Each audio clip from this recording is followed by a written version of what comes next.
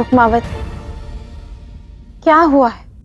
तुम्हारी आंखों की ये अश्रु प्रसन्नता के तो नहीं लगते? जिसके पुत्र को बानासुर जैसे असुर ने अपहरित कर लिया हो, उसकी आंखों में प्रसन्नता के आंसू कैसे हो सकते जाम्बवती?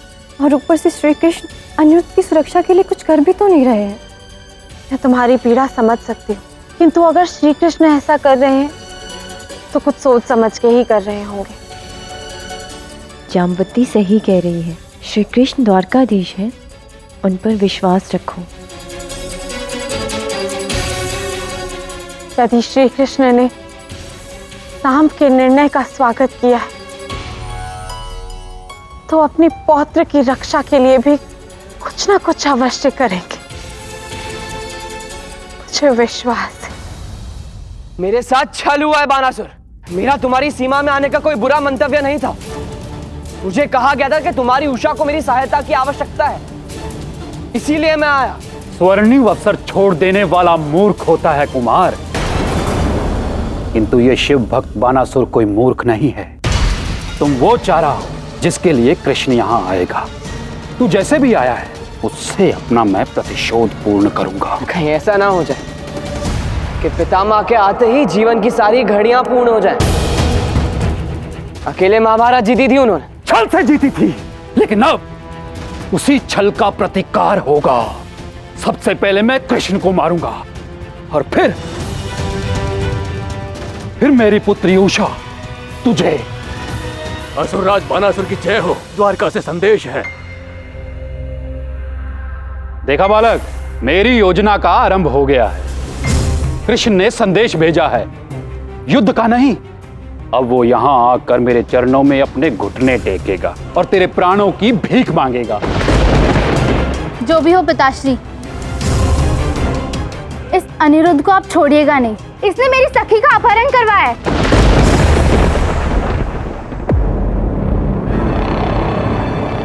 ये क्या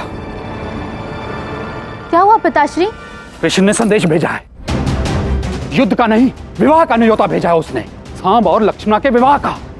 लक्ष्मणा का अपहरण किया, अब बलपूर्वक उसका विवाह करवाया जा रहा है। मैं कभी क्षमा नहीं करूंगी तुम सबको। मैंने कृष्ण के पौत्र का अपहरण किया, किंतु वो वहां द्वारका में बैठा उत्सव मना रहा है। क्योंकि पितामह के लिए तुम कोई महत्व नहीं रखते बानासुर।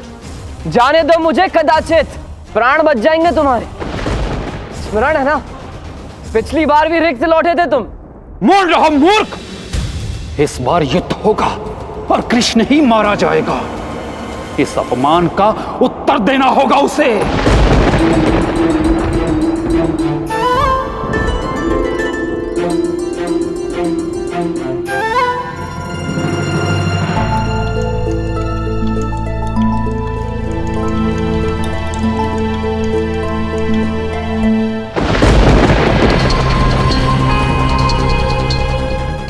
हो क्या रहा है सब? ये कृष्ण चाहते क्यों नहीं? कान्हा, बाणासुर ने संदेश भिजवाया है। पढ़ो प्रद्युम्न। बाणासुर से सावधान छलिया कृष्ण, जानता था मैं कि तू छल करेगा। महादेव पर विश्वास करके मैंने संधि की, पर तुम अपना व्यवहार कैसे छोड़ सकते हो? कायर हो, रण छोड़ हो। मैं युद्ध की चेतावनी देता हूँ और आश्वासन भी कि तुम्हारे और अनिरुद्ध के प्राण लेकर रहूंगा।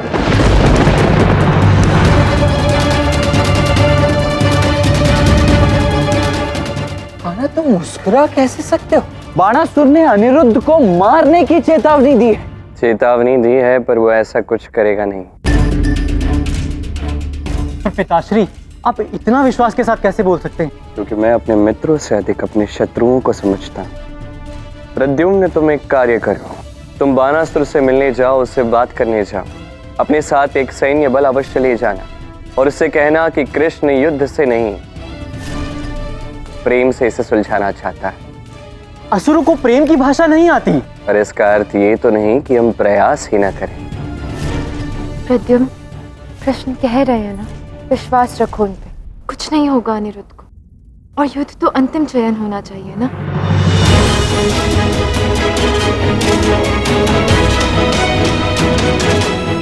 राधा, तुम भी कान्हा का ही समर्थन कर रही हो? क्योंकि मुझे विश्वास है कृष्ण पे दाऊ। आप चिंतित मत होइए, सब ठीक होगा। क्या करना चाहते हैं ये दोनों? है क्या कृष्ण के मन में? मैं तो बस पिता होने के नाते तुम्हारा विवाह करवाना चाहता हूँ सर, किंतु मेरी मन की व्यथा क्या है ना तुम कभी जान पाओगे ना कभी समझ पाओगे। पुत्र, बाणासुर चाहे कुछ भी क्यों ना कहे, तुम अपने क्रोध पर नियंत्रण रखना। स्मरण रहे तुम वहां शांति मैत्री संदेश लेकर जा रहे हो, इसीलिए किसी भी परिस्थिति में वहां स्वयं युद्ध मत छेड़ना। भले ही अनिरुद्ध मेरा पुत्र है ताछरी, परंतु द्वारकाधीश के आदेश के विरुद्ध नहीं जाऊंगा। पर यदि बाणासुर ने आक्रमण किया तो वो आत्मरक्षा होगी प्रद्युम्न, युद्ध नहीं। मुझे तुम पर पूर्ण विश्वास है।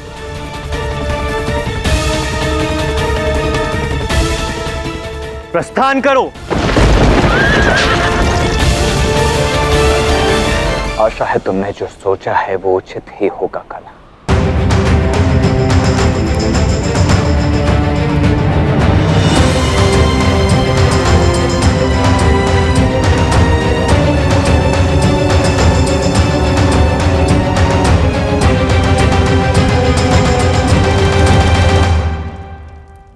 तुमने तो कहा था कि बाणासुर के साथ युद्ध में कृष्ण मर जाएंगे,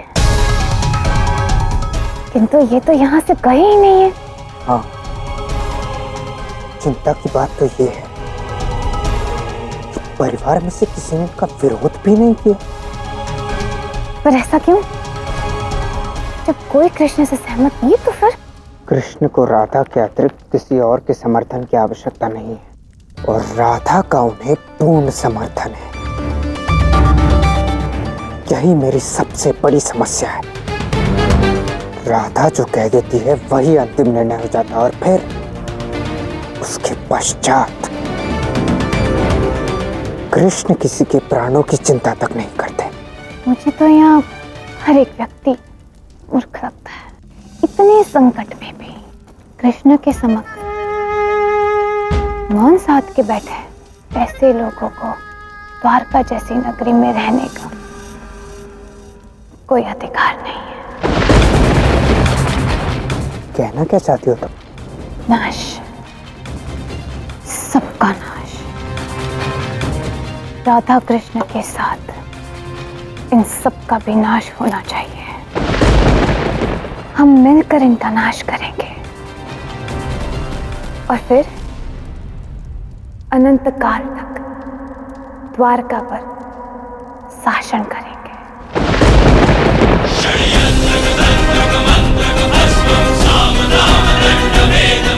तो फिर विवाह का 8वां वचन निश्चित रहा। हम ऐसा ही करेंगे। विवाह संपन्न हुआ। वर वधू सबका आशीष ले।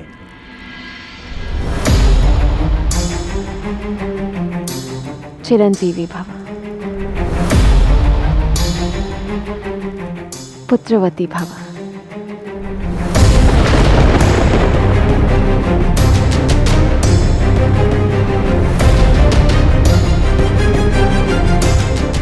सौभाग्यवती भव। मेरा भाग्य तो अच्छा ही होगा, पर तुम्हें दुर्भाग्यवती बना दूंगी मैं। उठो। ये मेरा आशीष है तुम दोनों को कि तुम्हें बलवान संतान प्राप्त हो। और मैं तुम्हें बलहीन कर दूंगी, पर राम मेरे पिता के गुरु होने के बाद भी तुम उन्हें अन्याय से बचाने नहीं आए।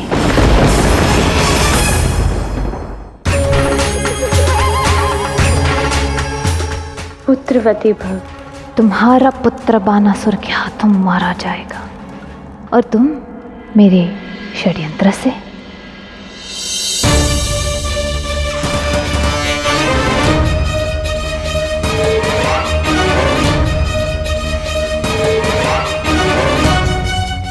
सदैव प्रसन्न रहो।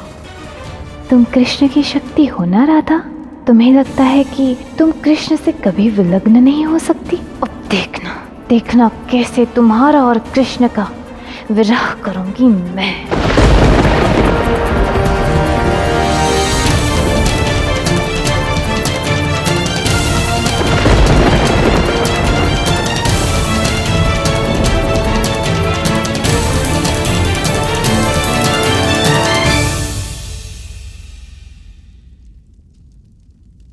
महादेव की कृपा से आशा करता हूँ कि महादेव और पार्वती की ही भांति तुम दोनों एक दूसरे के पूरक बनो।